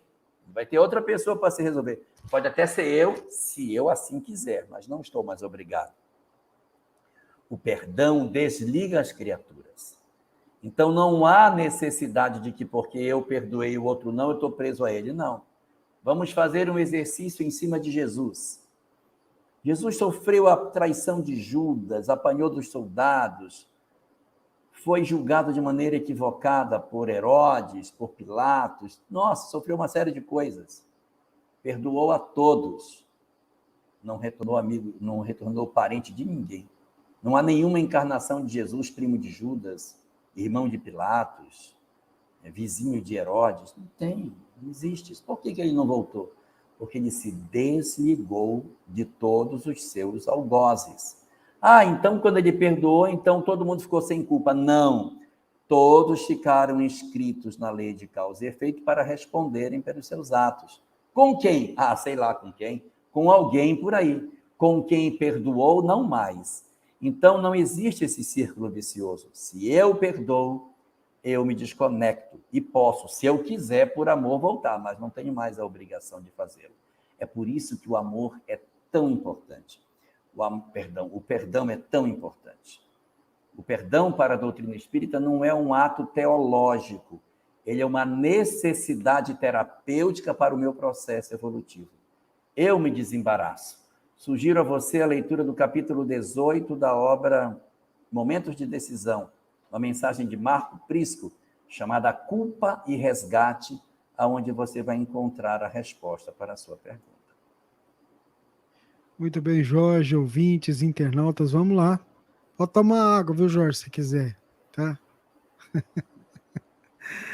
Tá, vamos lá para a próxima pergunta que a gente separou aqui. Deixa eu pegar aqui, vamos lá. Rubens, cadê a pergunta? Tá aqui. Qual a situação dos irmãos que ficam paralisados no sentido de não se conformar diante do desencarne de um parente? Pergunta feita pela Thaís Elaine.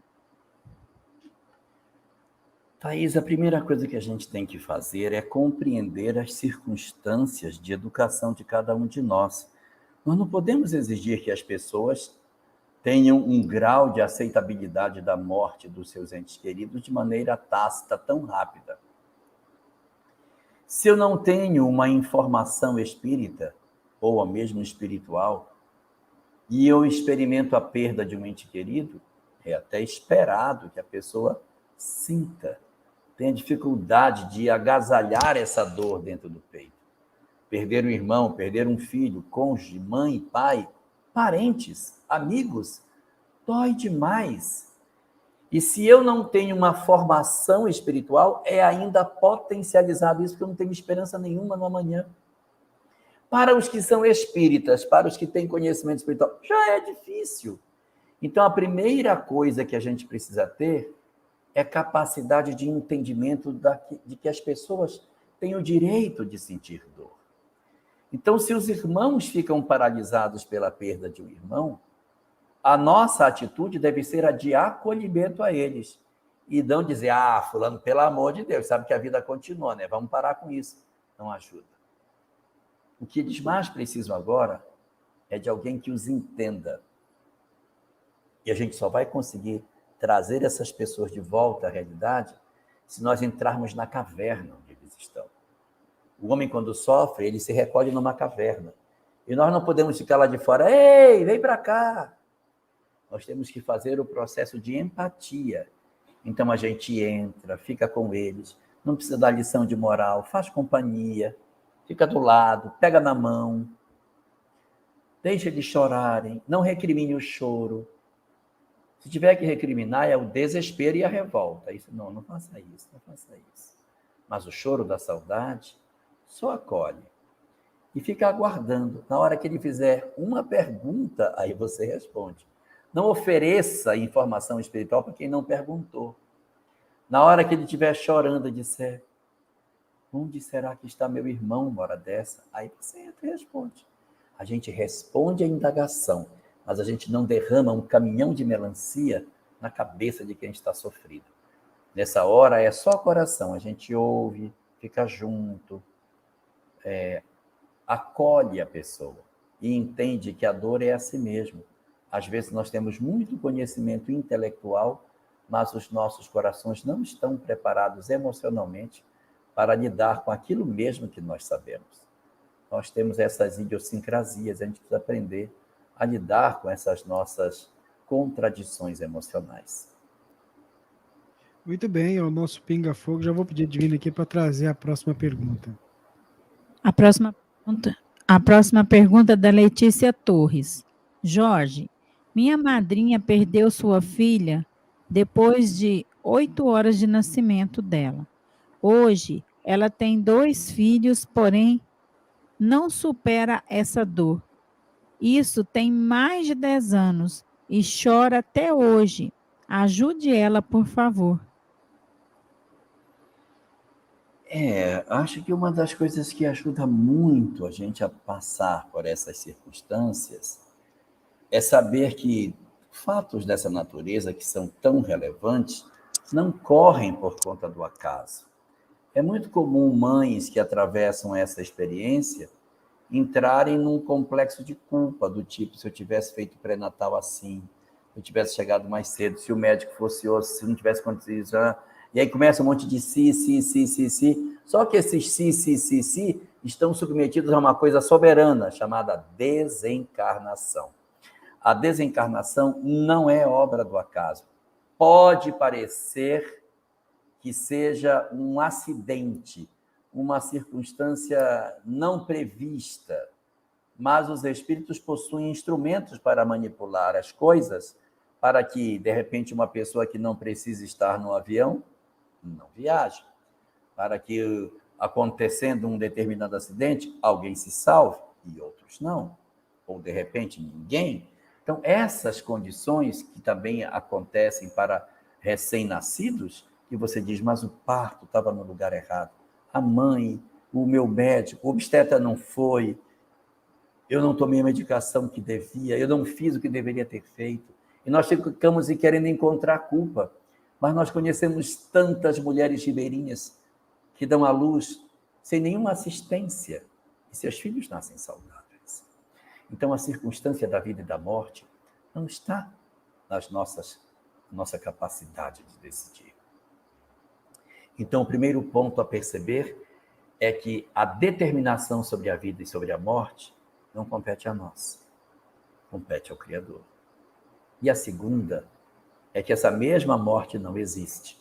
Se nós entendermos que nossos filhos, nossos amados, nossos amores, permanecem vivos e que nós nos reencontraremos no amanhã, isso vai ajudar muito para que a gente consiga trabalhar essas sensações difíceis da perda dos entes queridos. Eu sei o quanto é amargo olhar para um berço vazio, eu sei. Mas eu quero lhe dizer que a gente tem a necessidade de reconstruir as nossas histórias dentro da perspectiva da resiliência, porque os outros 2 filhos que você tem precisam de você inteira para cuidar deles. Meia mãe talvez não seja suficiente para poder trabalhar os dramas que eles naturalmente terão e que exigirão atenção sua nesse sentido. E se você ficar olhando muito pelo espelho retrovisor, lembrando muito da história do passado, sem conseguir fechar essa ferida, talvez você não consiga entregar no presente todo o amor que você poderia dar para esses 2 novos filhos que Deus lhe concedeu, para que você seja mãe por inteiro. Lembrando que sua filha aguarda você, assim que a desencarnação acontecer, para reintegrar-se à família. Os nossos laços de amor não desaparecem com a morte, e nós estamos marcados para vivermos na companhia das pessoas que a gente ama. Pense nessa perspectiva da continuidade da vida e de que Deus apenas retirou o corpo daquela pessoa que você tanto amava, mas que em breve você vai ter a oportunidade, naturalmente, de reencontrar com essa sua grande e amada filha. Muito bem, Jorge, ouvintes, internautas. Vamos lá para mais uma pergunta aqui. Gostaria de saber se todos nós que habitamos a terra viemos de Capela? Todos nós não. A história nos diz que também houve uma série de espíritos saídos da pré-história que ingressaram na nossa civilização. Dos espíritos que vieram da pré-história para a história, alguns eram até capelinos, mas a grande maioria não. E depois que saímos da pré-história para ingressarmos na história, houve uma quantidade muito grande de capelinos que ingressaram aqui e que construíram as nossas civilizações. Belas, maravilhosas e extraordinárias civilizações do passado. Mas como a própria obra nos conta, essas mesmas entidades que vieram para cá foram em grande parte embora. Ficaram alguns somente. Então, a humanidade terrestre hoje, ela é formada por boa parte dos espíritos que eram pré-históricos, mas que em convívio com os capelinos aprenderam um monte de coisa e hoje são almas mais inteligentes, e os capelinos remanescentes, já que alguns ficaram por aqui.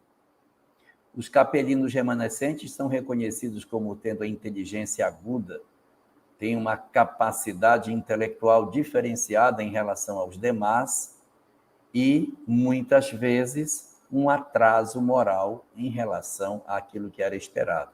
Alguns deles até conseguiram fazer progresso e ainda acabaram ficando na Terra pelos vínculos que acabaram gerando do lado de cá. E aí perderam os vínculos com o planeta de origem. Mas eles são reconhecidos por uma inteligência aguda. E outros de nós, que não somos capelinos, somos reconhecidos por sermos de uma inteligência mais mediana, de uma capacidade de entendimento típica do planeta Terra, sem grandes e extraordinárias condições intelectuais.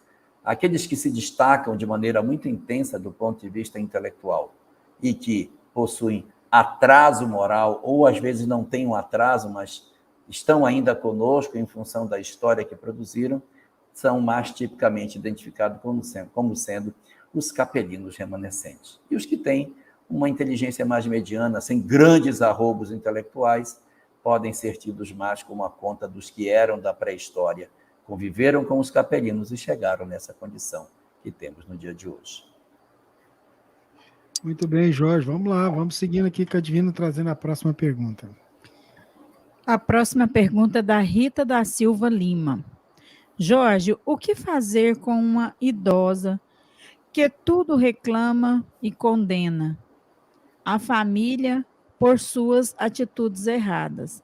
Faça o evangelho no lar para minimizar esta situação desagradável. Se ela é idosa, ela não vai durar muito tempo, tá? Ela não é idosa, ela não é amarga. Se ela é amarga, ela não vai durar muito. Então, já que é assim, trabalhe na perspectiva de que, na verdade, você está vivendo por pouco tempo essa circunstância. E olhe para ela não como se, meu Deus, essa cruz que eu carrego, Jesus. Mas olhe e diga, você é a minha grande oportunidade de eu poder superar a minha indiferença, o meu desamor, a minha impaciência, a minha incapacidade de doação.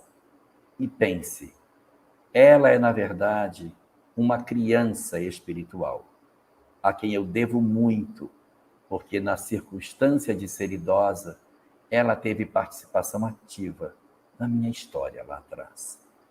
Quando a gente faz isso e soma a ideia de que ela já sendo idosa, nós vamos ter pouco tempo de convivência, que ela, pela circunstância que ela hoje vive, nós podemos dizer que sim, esse indivíduo, ele é alguém que traz a possibilidade de nos ensinar muitas coisas. E quando eu junto a essa possibilidade de ensino que esse espírito pode me conceder, eu harmonizo dentro dessa uma terceira face, identificando que essa possibilidade de crescimento que ela vai me oferecer vai desenvolver em mim o dom de perceber os sentimentos da gratidão, as coisas vão mudar. Então, você junta essas três peças. É temporário. 2, é a minha chance de crescimento. 3, é o meu exercício de gratidão. Se eu fizer isso e eu me afastar das circunstâncias e considerar que isso é temporário, vai ficar mais fácil para mim. Mas se eu ficar olhando só para o negativo, vai reclamar de novo, vai reclamar de novo, reclamou de novo. Se eu viver só focado no negativo, eu vou ficar doente. Então a gente olha e diz, meu Deus, mamãe, mas a senhora, mamãe, a senhora tem que aprender a não reclamar. Mas não fazer assim, não reclame, a senhora reclama. Mas saborear isso, curtir, dizer assim. Mas assim, olha, vou dizer uma coisa, a senhora reclamou 4 vezes, só hoje de manhã. Então, agora, a senhora vai ter que fazer 4 elogios, porque a senhora está reclamando demais hoje. Olha, pelo amor de Deus. Minha mãe, pelo amor de Deus, não faça isso com a senhora. Então, você tem que ir tirando isso de forma bem-humorada, porque se tornar isso uma carga nas costas, você vai acabar adoecendo. Então, saboreie essas oportunidades. Lembrando, é por pouco tempo. 2, é a chance de crescimento. E 3, é a hora da gratidão. Muito bem, o programa Pinga Fogo aqui na Web Rádio Fraternidade também, junto com os nossos vários parceiros. O Valmir está acompanhando a gente de São Paulo. Jorge, fala para a gente sobre o fato de as pessoas dizerem: maldito o homem de que crê em outro homem. Isso aí é um termo bíblico que as pessoas vão puxar, olha, tem lá pinçar uma peça assim para se inspirar nisso e tentar justificar determinados atos. Mas isso aí quer dizer para que a gente não seja pessoas de credulidade simples. Jesus teve uma outra forma de dizer isso de maneira mais doce, quando disse: sede simples como as pombas, mas prudentes como as serpentes. Ser simples como as pombas seria não ter maldade nas nossas ações. Seria nós sermos capazes de fazer as coisas sem tanto cálculo, sem o que eu vou ganhar com isso, o que eu não vou ganhar. Ficar o tempo todo medindo as coisas do ponto de vista material. E a gente não fosse assim, nós fôssemos simples. É para juntar, juntou. É para levar, levei. É para trazer, eu trouxe. Mas ser prudente, como as serpentes, observando as coisas e não se permitindo ser usado pelo mal na tentativa de valer-se da nossa ingenuidade. Então, maldito é o homem que confia em outro homem. É uma forma assim mais dura de dizer que nós não devemos ter os nossos corações entregues de maneira absoluta a outra pessoa, porque as pessoas são imperfeitas. E elas, por serem imperfeitas, elas erram. Então, às vezes, você confia em alguém e a pessoa, na sua imperfeição, acaba agindo de maneira que nos dói, nos machuca, nos trai, nos fere, nos rouba. E você diz: puxa vida, fulano me roubou, fulano levou o que eu tinha. Então, dentro dessa visão, é muito importante que a gente tenha essa leitura. Mas eu sugiro que a gente substitua a frase maldito é o homem que confia no outro homem, para ficar com a frase de Jesus: sede simples como as pombas, mas sede prudentes como as serpentes.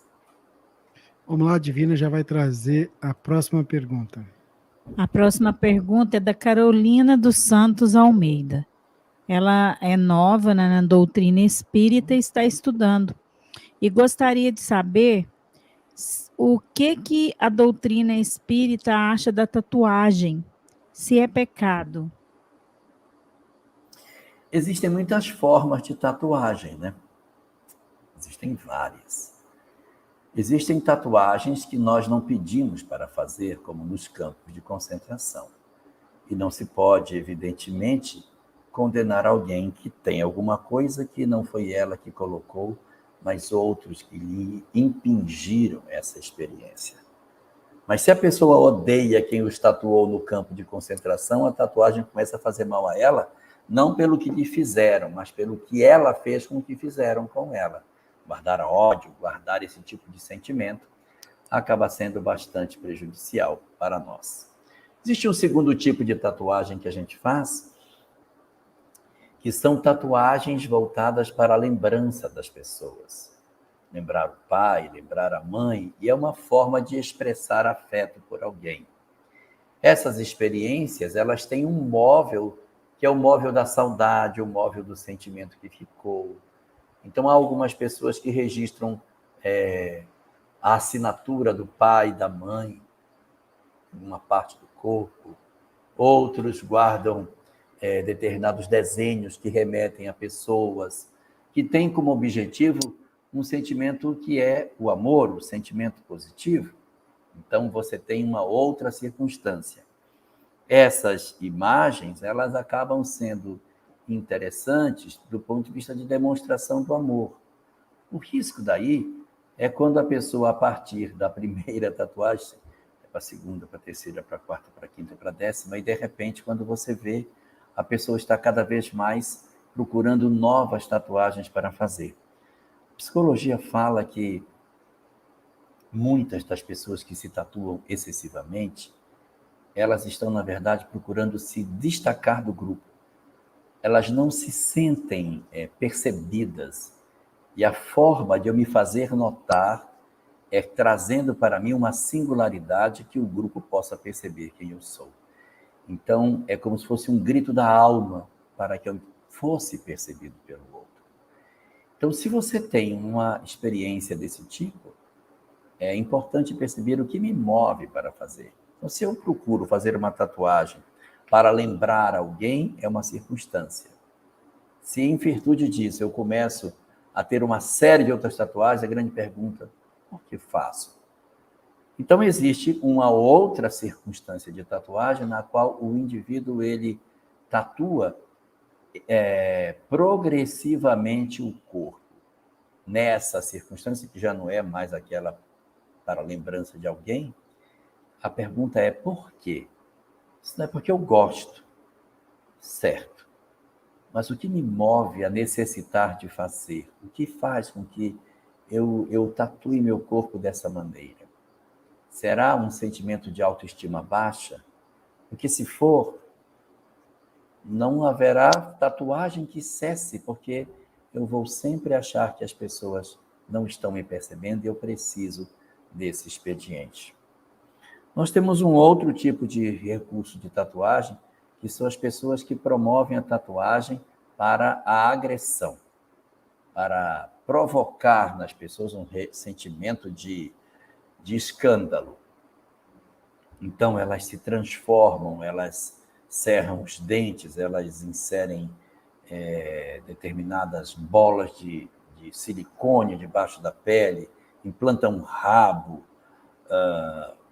fazem realmente uma mudança corporal para ficarem até mais parecidos com determinados animais, tiram um pedaço da orelha, um pedaço do nariz, que é um outro tipo de circunstância. Esses indivíduos, eles, evidentemente, não aceitam a forma que têm. É uma maneira de gritar contra algo que eles não aceitam de si próprios. É uma circunstância de inadaptabilidade com o que eu sou. Então, o problema não está na tatuagem. Tanto faz ter, não ter, não é? As circunstâncias que eu a fiz. A grande pergunta é quem é a alma por trás da tatuagem? Porque a tatuagem é só uma cor na pele. A grande pergunta é como está o espírito nesse sentido. E só para dizer que as coisas podem ser bem interessantes, existe uma forma de tatuagem agora bem legal que tem surgido, que é a tatuagem que corrige sinais. Então, tem uma pessoa que tem uma mancha e não tem melanina no corpo. Ela vai e tatua na cor da pele e desaparece a mancha. Aí você vai dizer que ela está errada? Ela está procurando ali por um aspecto estético para que ela se sinta mais confortável. Então, existem diversas circunstâncias. A tatuagem é na pele. O espiritismo discute a alma. Então, independente da tatuagem que a gente tenha, a pergunta é, como está a minha alma com relação a isso? Por que motivo faço isso? O que estou buscando como espírito? E por que é tão necessário para mim alterar a minha forma física para que eu me sinta mais aceito pelas pessoas? Pensemos de maneira mais profunda o que me move nesse sentido. Se é amor ou é desamor. E tomemos a decisão que seja mais acertada. Muito bem, Jorge. Vamos seguindo aqui. Tem uma pergunta que, vamos ver se você pode ajudar a nossa irmã. Gostaria de um auxílio. Um familiar me pediu ajuda em uma situação. Um jovem de 18 anos iniciou um relacionamento com uma mulher mais velha, barra pesada, igual à família dela. A mulher tem filho e usa drogas. Depois de um tempo desse relacionamento, o garoto começou a usar drogas também. Os pais ainda não sabem sobre as drogas, mas são contra o namoro e tentaram pedir para o filho se distanciar. E o mesmo ameaçou a sair de casa. O ambiente familiar está muito conflituoso e essa mulher maltrata os pais do rapaz. E todos da família que tentaram avisar o rapaz para tomar cuidado, ir mais devagar, não são bem-sucedidos. O namoro está se tornando um casamento, mesmo com pouco tempo. O rapaz sai de casa na sexta e volta na segunda, e os pais não conseguem controlar isso. O que fazer nessa situação? Bem complicado, né? Porque dentro das possibilidades de uso do livre-arbítrio, todos os envolvidos estão satisfeitos na condição em questão. Quando você lia o caso, eu fiquei lembrando do capítulo, acho que é o capítulo 14 do livro Painéis da Obsessão. É um capítulo chamado O Caso Maurício. É o caso de um rapaz de 18 anos que decide sair de casa para morar com os amigos, porque os pais são muito restritivos nas ações dele, ele quer ter mais liberdade, os pais não lhe dão liberdade, então ele decide sair de casa. E vai morar numa espécie de república com os amigos, onde tem drogas. E ele começa a se envolver com drogas nesse ambiente. O ambiente tem questão de envolvimento com promiscuidade, tem uma série de complicações até parecido com esse caso. E os pais oram, pedindo a Deus uma ajuda para que o filho volte. E aí ele vivendo naquela condição de alimentação ruim, muitas noites, muita bebida e etc., alimentação péssima, ele começa a enfraquecer. E os espíritos, então, os benfeitores, os mentores, promovem a aproximação do rapaz com o vírus, com o bacilo da tuberculose. Ele contrai tuberculose física, não é tuberculose espiritual, tuberculose física. Ele começa a sentir dor nos olhos, febre à tarde, dor nas costas, olhos inchados, uma febrícula no meio do dia. Aí ele vai no posto de saúde, faz um exame de escarro e o médico diz, olha, você está com tuberculose. A palavra assusta o rapaz. Qual é a decisão dele? Voltar para casa. Então, esse capítulo chama, inclusive, essa doença de doença auxiliar, que é uma doença que os mentores fazem com que aconteça para poder facilitar a circunstância. Trazendo tudo isso para o caso que você está colocando, talvez a ação da espiritualidade seja realmente acontecer algo semelhante. Porque se ele está convicto do que ele está fazendo e as pessoas que tentam avisá-lo não conseguem, então o trabalho tem que ser feito tentar ajudá-lo de maneira espiritual, né? Sem desistir dele, né? As pessoas que têm mais acesso têm que conversar. Quem ele não gosta, não adianta conversar. Se ele tem rejeição pela mãe, provavelmente ele tem rejeição pela mãe. Se ele tem rejeição pela mãe, ela ir conversar com ele é besteira. Ela não vai conseguir convencê-lo a voltar. Então tem que ser uma pessoa, um amigo que tenha mais acesso, não perder o vínculo, o fio não pode ser rompido, tentar manter um contato com ele, respeitando a distância, as opções que ele faz, mas sempre sinalizando que a porta está aberta. E tratamento espiritual por ele. Oração, evangelho no lar, tratamento espiritual na casa espírita, fazer um atendimento espiritual lá. Mas ele não vai, a mãe vai, o pai vai, alguém vai, para ver se direciona algo de mais efetivo para acessar a mente dele, para ver se ele desperta, não é? Mas é importante observar que talvez isso não dê certo. Se ele está tão envolvido, ele provavelmente não vai voltar. E depois que determinadas experiências são vividas, ele não vai querer voltar a ser novamente o adolescente dentro de casa, que não tem envolvimento com droga, que não se relaciona com uma mulher mais velha, que já deve ter levado ele a uma série de experiências que ele não tinha antes. Então, ele não é mais a mesma pessoa. Querer que ele retorne para ser o menino que ele era antes, não vai acontecer. Talvez ele retorne mais na frente, depois de algumas desilusões e talvez gravidez, história de filhos no meio do caminho, que terão que ser trabalhados. Então, não é para perder as esperanças, mas essa perspectiva de uma mudança não parece estar muito próxima, porque ele não parece estar inclinado a um retorno para a família, está bem satisfeito na vida que está vivendo. E mesmo que dê errado, para não dar o braço a torcer, talvez não volte, procurando outros grupos de amigos e uma outra forma de viver que seja feita assim. Se ele depende financeiramente da família, e pode-se fazer é estrangular essa saída de dinheiro para ver se ele se esperta para voltar.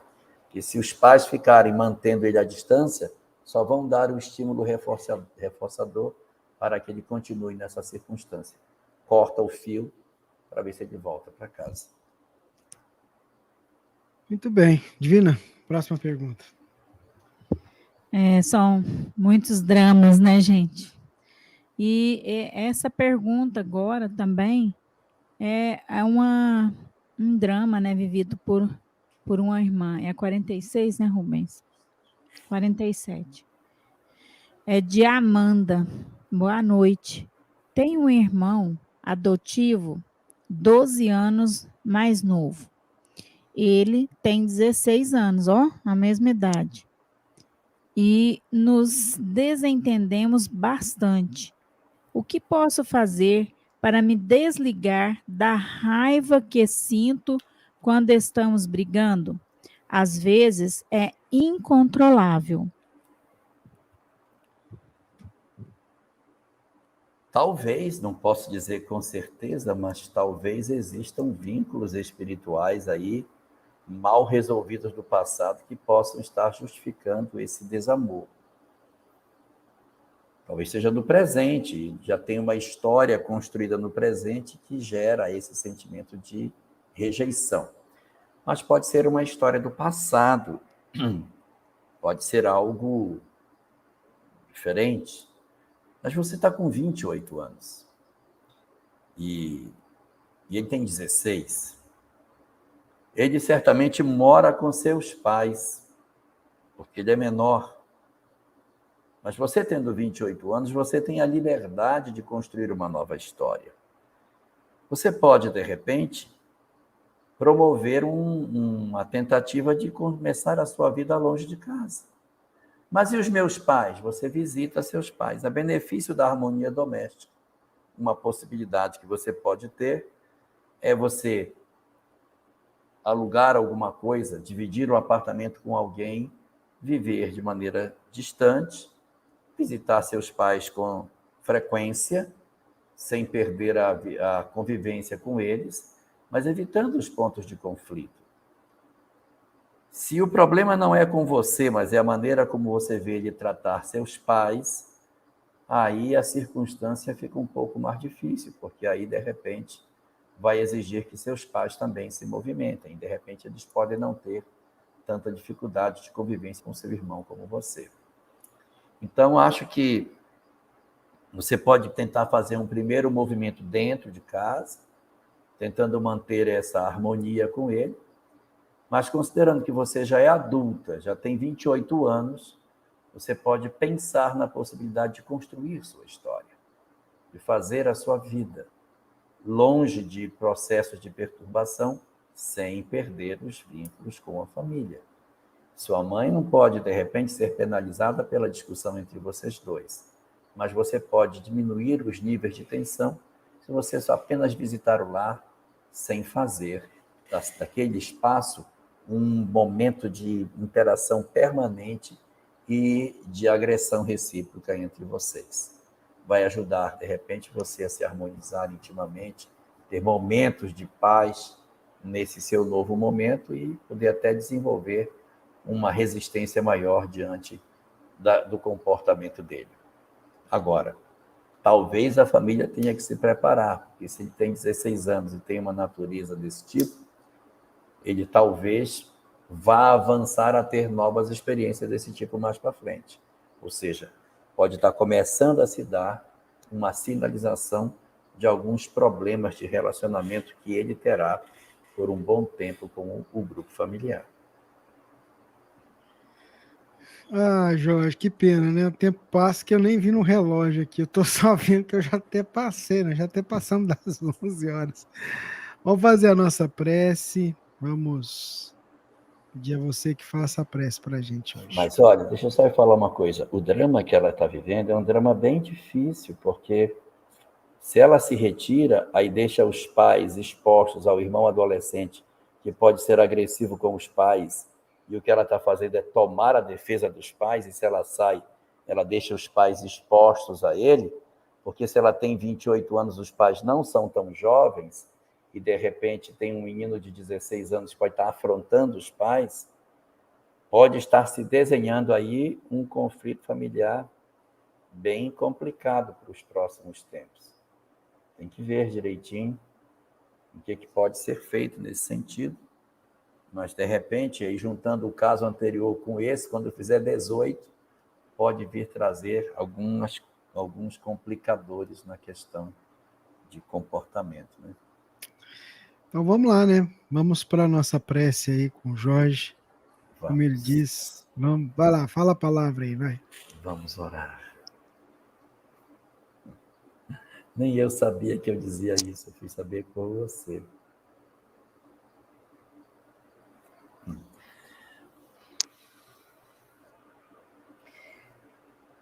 Senhor dos nossos corações, derrama teu amor sobre a humanidade que padece. Leva as tuas luzes de misericórdia aos corações que soluçam. E deita sobre a humanidade que soluça diante das dores que ela mesma produziu. Deita sobre ela, Senhor, as tuas bênçãos infinitas. Permite que os espíritos benfazejos, que a teu comando movem-se para realizar o bem e a paz sobre o planeta, que eles possam visitar nesta noite todos os lares conflituados. Atende, por favor, por misericórdia, Senhor. Os lares aonde a desarmonia se instalou. Inspira aos corações que padecem a busca da oração para o fortalecimento interior. A busca, Senhor, da oração para que os corações se sintam ligados a Ti. Oferece a todas as mães do planeta, do Oriente e do Ocidente, do Norte e do Sul. Oferece a todos esses espíritos que se ofereceram para darem à luz as novas almas que nasceriam no planeta. E aquelas outras que tomaram sob seus braços os filhos que não lhe pertenciam para que devotassem a ele amor. A todas as avós que exercem esse papel, madrinhas, tias, irmãs mais velhas, que se transformaram em cuidadoras daqueles que vieram para os seus braços. Dize a todas essas mulheres que os seus corações estão guardados pelo teu amor infinito. Sussurra-lhes nos seus ouvidos que, apesar das suas lágrimas e sofrimentos, que tu mobilizas, Senhor, espíritos de diversas ordens espirituais para exercerem o trabalho de socorro a todas elas. nesta noite que se aproxima. Rogamos-te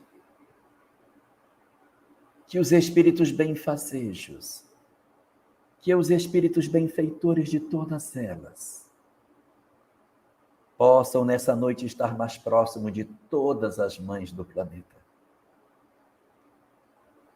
daquelas que perderam seus filhos e daquelas outras que experimentam o desamor daqueles que cuidam. Que todas as mães do planeta sejam abençoadas por ti, Senhor. Que não faltem equipes socorristas para realizarem o trabalho de preenchimento de suas almas, da certeza de que se encontram protegidas. Não permite, Senhor, que elas se sintam desamparadas, que os seus corações se sintam vazios e que as suas almas experimentem a sensação do abandono, porque as luzes safirinas do mais alto, derramadas por sobre a terra, hão de conferir a elas nesta noite, Senhor, sob a tua permissão, o lenitivo da coragem e da fé, para que suportem as suas provas e consigam atravessar o momento grave que vivem hoje, exercendo efetivamente a missão extraordinária para a qual renasceram entre os homens. Senhor, abençoa essas almas de grandiosa beleza, que entregaram seus corpos para que deles nascessem outras criaturas, que se debruçam em cuidados para cuidar daqueles que amanhã poderão lhes ser ingratos. Dá a todas elas a força e a certeza de que o teu amor nunca se esquece delas, que todos os seus soluços são ouvidos por ti, que todas as suas lágrimas são recolhidas nas tuas mãos sacrossantas e de que todas as suas dores tu as conheces, tu sabes, Senhor, e tu contas cada uma delas como estrelas que haverão de adornar os seus corações no seu retorno para o mundo espiritual. Rogamos-te assim, Senhor, que tu abençoes as nossas mães do mundo inteiro, que tu protejas a todas elas e aquelas que partem do planeta no dia de hoje. Recebe no teu seio as mães, Senhor, que hoje retornam para o mundo dos espíritos. Que as tuas bênçãos também estejam sobre elas, guardando o seu retorno ao mundo espiritual, para entregares a todas elas as estrelas que tu colecionaste, para adornar-lhes os espíritos no seu retorno do dia de hoje. Que as tuas bênçãos estejam conosco, Senhor. Que tu nos tornes gratos às nossas mães e abençoes as nossas vidas. Muito bem. A nossa gratidão mais uma vez a Deus por permitir que a gente pudesse estar aqui junto. Divino, seu boa noite. Boa noite, Jorge. Boa noite a todos os nossos queridos irmãos. Até semana que vem, se Deus quiser. Até semana que vem, se Deus permitir. Você, Jorge, até semana que vem, né? Uma boa noite para todos nós, que a gente possa aproveitar bastante essa semana que está iniciando, tirarmos grandes lições para o nosso aprimoramento e amarmos. E só um último detalhe para a pergunta que foi feita por último. Não deixe de implantar o evangelho no lar. É muito importante. Pode mover muitas coisas se a gente orar. Talvez não mude seu irmão, mas lhe dê mais resistência para superar as dificuldades de relacionamento com ele. Nenhuma prece fica sem acolhimento, principalmente quando ela Nenhuma brota prece fica do sem coração. resposta. Sabe, assim, então, talvez a gente não consiga perceber com os olhos, mas a espiritualidade é incansável nessa tarefa, ela faz tudo que pode para auxiliar. Gente, fica com Deus, uma ótima semana, se Deus permitir, semana que vem a gente está de volta. Vamos que vamos, né, Jorge? Até mais, um abraço, fiquem com Deus.